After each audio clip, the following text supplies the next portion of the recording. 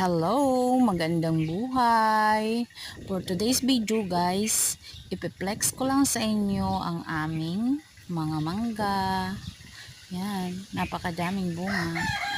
Pero hindi naman sila nagbunga lahat, onti lang.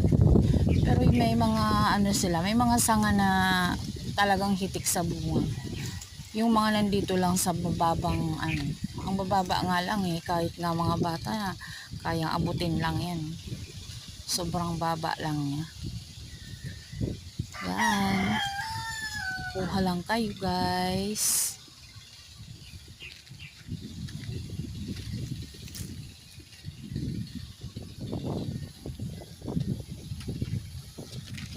Yung iba may mga sira din. Kaya may mga itim-itim. Mga damage. Dami rin mga laglag ng mga bunga. Sayang nga kasi ang lakas palagi ng hangin dito sa amin. Kahit mainit siya, super init, pero pag nasa lilim ka ng mangga, hindi mo mararamdaman yung sobrang init kasi mahangin. Yan yung kagandahan dito sa probinsya. Dami-dami niyang bunga.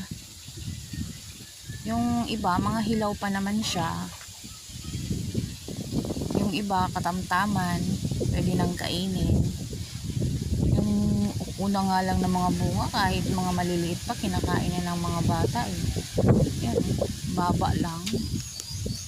Pinagsabihan ko talaga yung mga bata dito sa amin, mga pamangkin ko, yung mga anak ko na wag nilang kunin yung maliliit na bunga para pag mababa lang yung kukuhanan nila ng bunga. Pag gusto nilang kumain, pag yung manibalang na. Yan, dami.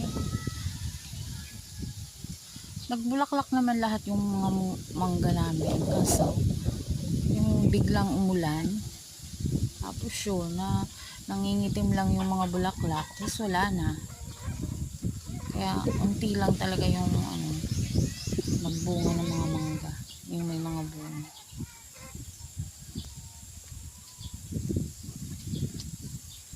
Sarap lalo na pag may alamang.